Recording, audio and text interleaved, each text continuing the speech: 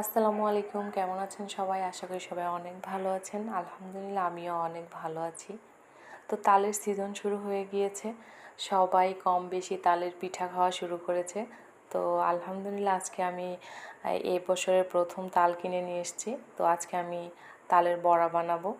তো কিভাবে বানাবো সেটাই আপনাদের সাথে শেয়ার করব। খুব সহজভাবে আমি করব। তো এটা করার জন্য চলো ভিডিওটা শুরু করা যাক। আর যারা নতুন অবশ্যই আমার চ্যানেলটি সাবস্ক্রাইব করবে, লাইক কমেন্ট দিয়ে পাশে থাকবে। তো আমি প্রথমে তালের ছালটা ছাড়িয়ে নিয়েছি। এখানে 3টা আটি বের হয়েছে, দেখো আমি এটা একটা বোলে করে নিয়েছি।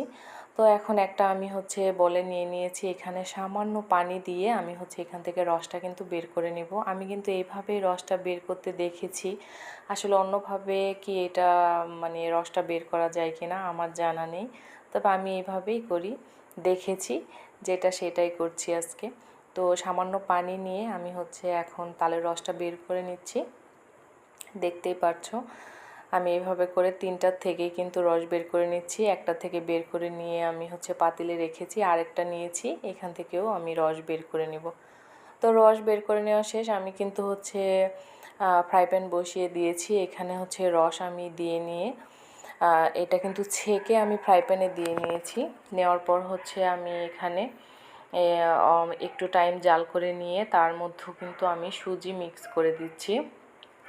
আমি কিন্তু সুজির বড়া করব আজকে। তো আমি সুজি মিক্স করে দিয়ে এটাকে নাড়তে থাকবো, আর কিছুক্ষণ পর পর আমি সুজি অ্যাড করে দিব। একবারে একসাথে দেওয়া যাবে না, এটা কম বেশি হতে পারে। তো কিছু কিছু করে সুজি দিয়ে এটাকে আমি একটা ডো বানিয়ে নেব সুন্দর। তো দেখো আমি একটু একটু করে দিচ্ছি আর দেখছি যে এটা কি হচ্ছে কি না। তো এইভাবে আমি ডোটা বানিয়ে নিচ্ছি। তো দেখো এখন আমার কাছে মনে হচ্ছে যে একদম পারফেক্ট হয়ে গিয়েছে। এখন আমি এটাকে কিন্তু নামিয়ে নেব। তো দেখো এটাকে আমি একটা প্লেটে নামিয়ে নিয়েছি, দেখতেই পাচ্ছ খুব সুন্দর হয়ে গিয়েছে। এখন আমি ফ্রাই প্যানে তেল বসিয়ে দিব, আর আমি ডো থেকে বড়া করে করে এর ভিতরে দিব। আর যেহেতু বড়া করব সেহেতু তেলটা একটু বেশি লাগবে।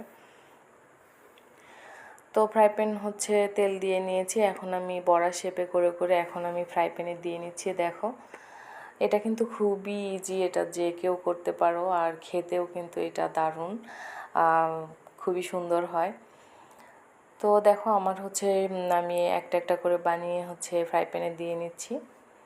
সুন্দর করে এটাকে আমি ভেজে নেব। তো দেখো এক পাশটা হয়ে গিয়েছে, আমি কিন্তু আরেক পাশটা হওয়ার জন্য এটাকে উল্টে দিচ্ছি সুন্দরভাবে। দেখো সুন্দর কালার কিন্তু চলে এসছে। তো এখন আমি এগুলো নামিয়ে নিব। দেখো ফাইনালি